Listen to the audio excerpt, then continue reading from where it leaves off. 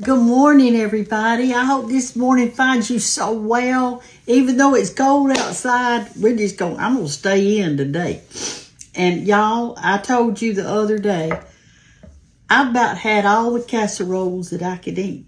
Now, I have. I just had them all I can eat. So today, I've just got to have me some of these. These are rutabagas. They taste nothing like a turnip root. Somebody asked me that the last time I cooked them, and they don't taste anything like that.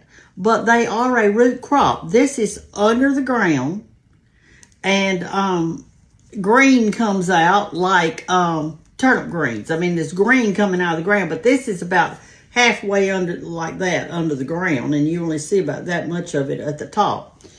They put a waxy stuff on it to try to keep from drying out. I have heard that the green part of the rutabaga is delicious. I've never had any of the greens because every time I go to the grocery store, they've cut the greens off. And so I don't know what they taste like, but they say they're really super good. Now, they are hard to peel. They're hard to cut into because they are a really hard. I don't even think I can do it on that. I'm going to have to do it on this hard thing right here. Let me get over here so y'all can kind of see. The first whack that you bake, half of it may fly over to the other side of the room. If it does, just go over there and pick it up and rinse it off. But I have my meat cleaver that I used. I have lots of these, and this is the one I'm using today. It's old. I don't know who put this tape around it because when I got it, it was like that. It's almost like it's melted into there. There's no markings on it that I can see. Oh, yeah, there is too. F. Dick.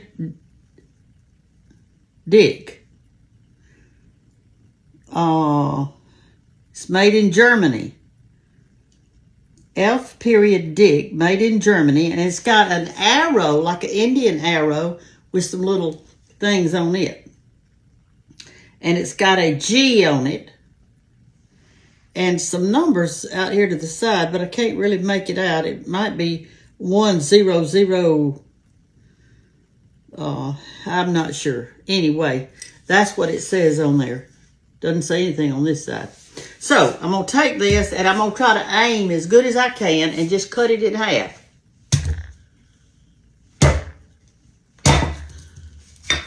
Okay, this is what it looks like in the inside. It's kind of a light orange or yellowish color, okay? There's a glare. I think it's coming in from the sun. Let me turn you that way, see if that helps any. I believe it does. Anyway, so it's like that. So after you get it like this, then you can lay it flat and like that, and on this flat side, and chop again.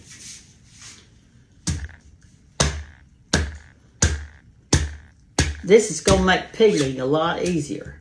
All right, let's chop again. Okay, let's do this one. I don't know if y'all know what the word pithy means, but it means that the root crop, it can happen in carrots, in turnip roots, it can happen in a lot of things. Gets kind of like, it, I guess you'd say, stringy inside. All right, then and I'm going to do this one, but I'll do it off camera. All right, so let me get a knife. And what you do then is you've got little pieces. And so it's easy to handle. So you could just take your knife then and gently peel them. See, and it's not as hard to do. And then we want to cut it up in squares. Now what I do is I just lay it down on the counter like that. And I just cut it in squares. They don't have to be anything alike. It could be totally different. About like this. I've got me some water in here now. And I'm gonna put them in it. The broth of a rutabaga is delicious, y'all, with cornbread crumbled in it. So I've got probably in this pan about 1.5 inches of water in there that I'm going to boil these in. And I'm going to put in 2 strips of bacon in it for just extra flavor. And as they cook, I'll taste the broth and see if it's salty enough. And if it's not, from the bacon, I'm going to add a little salt. But that's all you add. And so I have just got to have these today. I'm absolutely craving them. I can't eat another casserole anytime soon. I'll eat them at Christmas, but I don't think I'm going to be cooking any casseroles. I may wind up doing it for y'all, so you'll have some things to cook for Christmas, but I'm just cutting it in cubes and putting it right over there, and I'm going to let it cook all morning, and then I'm going to make us a big pan of cornbread to go with it, and we'll eat together. How about that? So I'm going to turn you off for now, but as soon as those get tender, we're going to make some cornbread. I'm going to show you how to do that. And we're just going to have a good morning together. Okay? I'll be back in a little bit. Hey, y'all. Listen, our rutabagas are nice and tender and juicy. Look. See how they look? Aren't they beautiful? Now, look how much juice I've got in them. And I wanted this much juice because I like to drink mine and put cornbread in it. Here's our bacon. It's all cooked up in there. So anyway, they are ready. And how I know that is because I took one out and I tasted it. And it was good and tender. And it was really sweet this time. It has a real sweet taste to it. I didn't put any sugar or anything in it. I did taste for salt content. And I really could have eaten them without the salt. But I put in like maybe 1/4 of a teaspoon. I didn't put in much at all. It didn't need it with that bacon in it. So according to what you're cooking yours with, you can determine whether it needs salt or not. If you put a ham hock in there or a turkey neck or whatever you put in yours, then you'll have to judge that for yourself. All right, now we're fixing to make us some cornbread. And I'm going to make what Miss Gantt called a hoe cake. I'm sure she didn't use olive oil. She probably used bacon grease or something like that. And I like it too, but I don't have enough of it. I just had a little bit left from this morning. That's all I had. So I'm going to put this on my eye over here. And I am going to mix up my cornmeal to make my hoe cake. And here's the kind I'm using. I'm using the White Lily cornmeal mix because it's got all the stuff in it. You know, the salt, the everything else. So this is what I'm using. And I'm only going to make a hoe cake just for me. Nobody else is around. And so I'm going to, I'll tell you what I'll do. I'll try to measure it for you. Let me get out me something. I doubt if I'll need a whole cup, but this is a cup measurer. So I keep my cornmeal over here in that thing right here. This is my cornmeal. My sugar's gone. Look at that. I don't even have any sugar. All right, I'm going to do a scant cup. That's all I'm going to do is just a scant cup in there. And I'm going to put that in my bowl right here. All right. Now, I'm going to mix this up with whole buttermilk. And I'm not going to put an egg or anything in it, just buttermilk. And I want it kind of thick. So, let me get that going here. Let me turn my eye on. According to what kind of grease that you put in your eye, that's going to give it a flavor. So, bacon grease would be good if you've got it. I don't have it this morning. Remember now, nothing goes in here but just your White Lily cornmeal mix and some buttermilk, and you want it thick. So I'm going to put just a little bit more, not much. I'm going to stir that around. This is going to be so good. I'm so excited to have rutabagas today. I don't know what to say.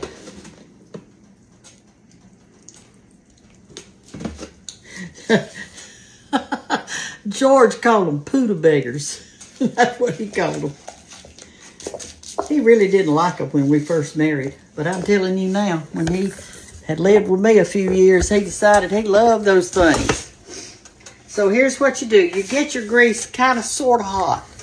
Not too terribly hot. And you're going to pour this right in the center of it.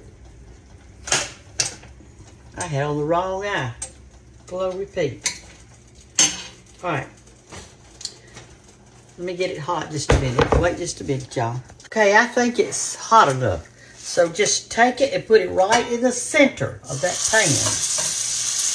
You need to go ahead and turn it down some. Put it all in the center because I'm going to show you what to do.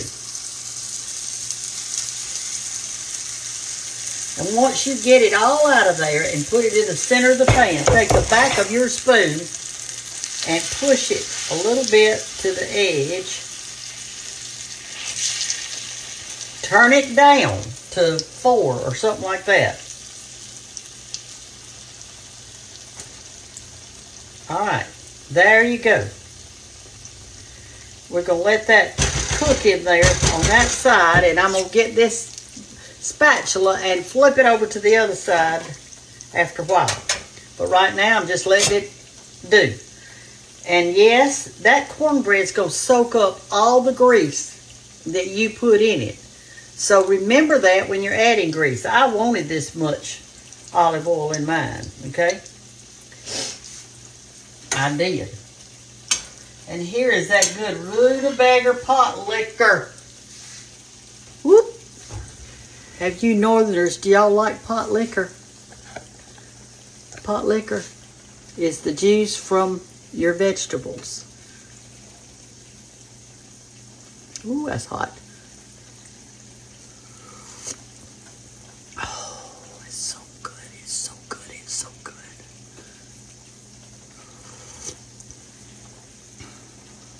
If you're sick, then you'll be well by the time you eat this. I am telling you, rutabagas, they are a delicious vegetable.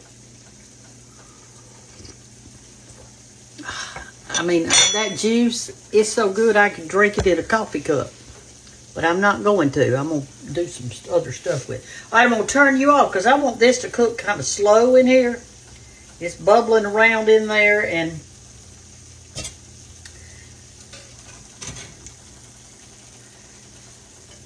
all right, just leave it like that and let it cook on that side, then we'll flip it over, okay? Okay, y'all, it's been a minute or two. Now, I'm going to keep my olive oil out handy, and the reason being, when I turn this over, I may need a little oil on the bottom of that pan, okay? So you go under it, kind of do like this to make sure it isn't sticking. I'm going to have this ready. I might put me a little bit out there for the other side. I like that crunchy around there. Woo! There you go. All right, let it cook on that side real slow. We're not in any hurry. Our rutabagas and hoe cakes are finally made. So I'm getting me a bowl out. And I've had it sitting on the stove beside the other stuff so it'll be warm. I've got a ladle right here to get my rutabagas out, and I want to make sure that when I do, that I'm getting plenty of juice because that's what I love too. I'm also going to eat this bacon that's in here. Fat and all.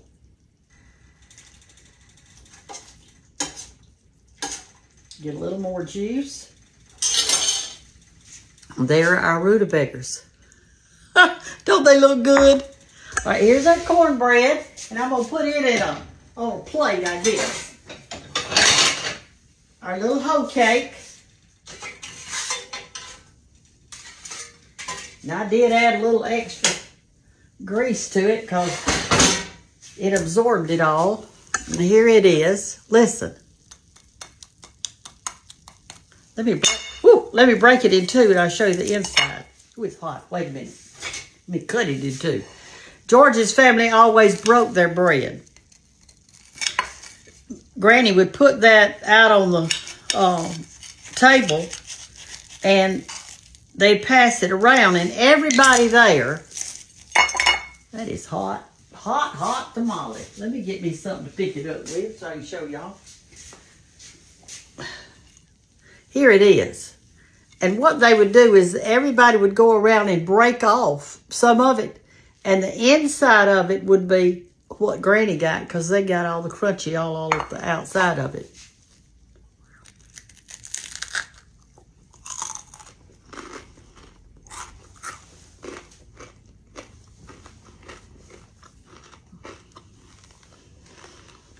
I like to eat my rutabagas with a spoon.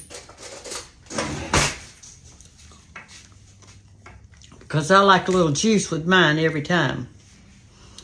And you can crumble your cornbread in your juice also, which I'm going to do that tonight for supper. I'm having this meal twice today. I'm eating one rutabaga for lunch and one rutabaga for supper. They're real tender, though. Don't rush it. Cook it slow for a long time. It's probably cooked, I don't know, maybe an hour and a half or something. I don't know.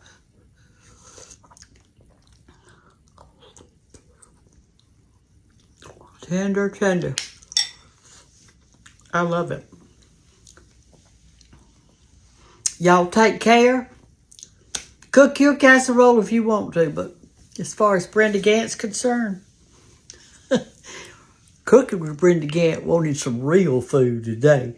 Love y'all. Bye-bye. Merry Christmas.